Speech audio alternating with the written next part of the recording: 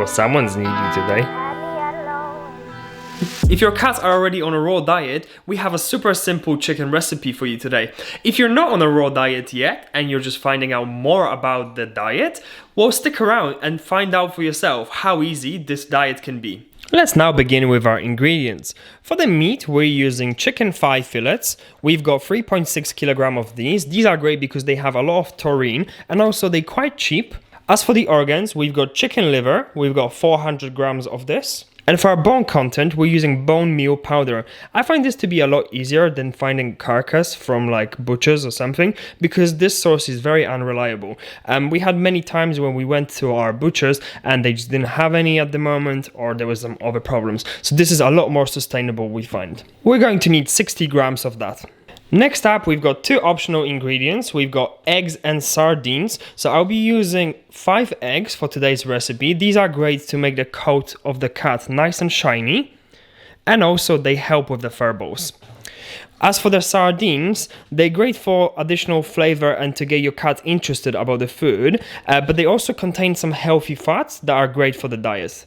And Pixie's trying to get into the bowl where we're going to be mixing everything. The main rule for the ingredients is that you have to have 80% of the meat content, 10% of the organs, and 10% of the bone. Now that we have correct ingredients and we know about the basics of the raw recipes, we can begin the preparation process. So I'm going to start by chopping these chicken thigh fillets.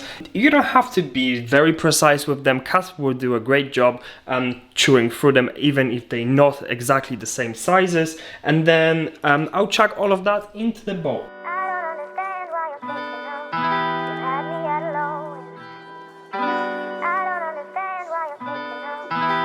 So I just finished with my chicken. I've cut all of the meat that I had into a similar size cubes, and that's what it looks like. They don't have to be perfect because cats will do a great job chewing through them anyway. And the more they chew, the better it is for the teeth anyway. Cats on a raw diet often do much better with dental hygiene, since when they have to chew through the meat, that cleans the teeth as well. So next I'm going to add my sardines into this bowl, and then I'm just gonna mush it.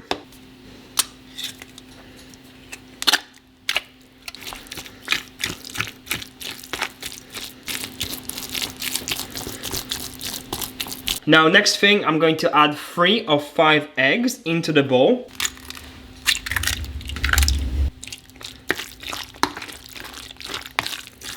And as for the 2 remaining eggs, they will go into the blender together with the chicken liver.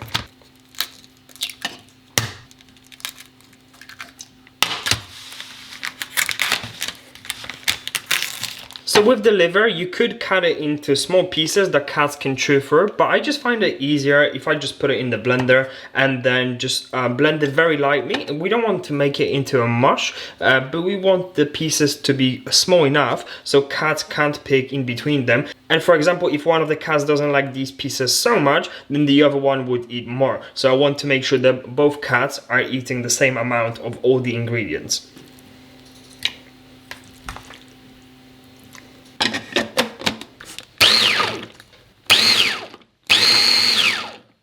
Whoa guys, let me stop you there. Don't forget to pull that like button because it does help the channel a lot. So like I said, I didn't want to blend it into a complete mush, so I literally pressed it twice for a short burst, and then that gives me a really nice consistency where cats can't pick in between like individual pieces. I will add this into the bowl with the rest of the meat now. That doesn't look very appealing, but trust me, cats love it.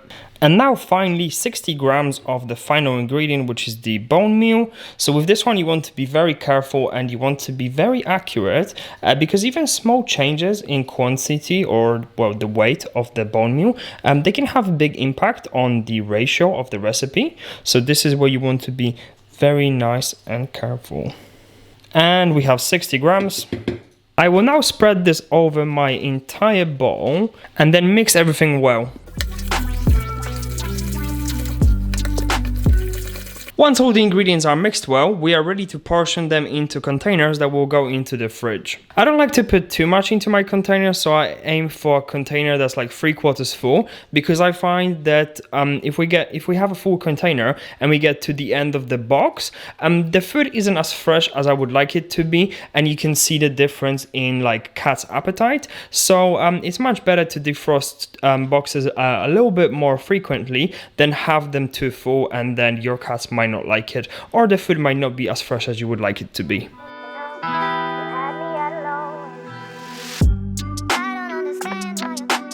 So I portioned all of my food, and just to give you an idea, my average box has about 480 grams inside, and that is with the box. That's probably 450 grams of the actual product inside. And just really quickly for reference, we do feed 2 ragdoll cats that are 2 years old now. So this recipe is actually one of the bigger ones that we prepare, purely for space reasons. We just don't have that much freezer space. So this batch is going to last us for about 2.5 to 3 weeks.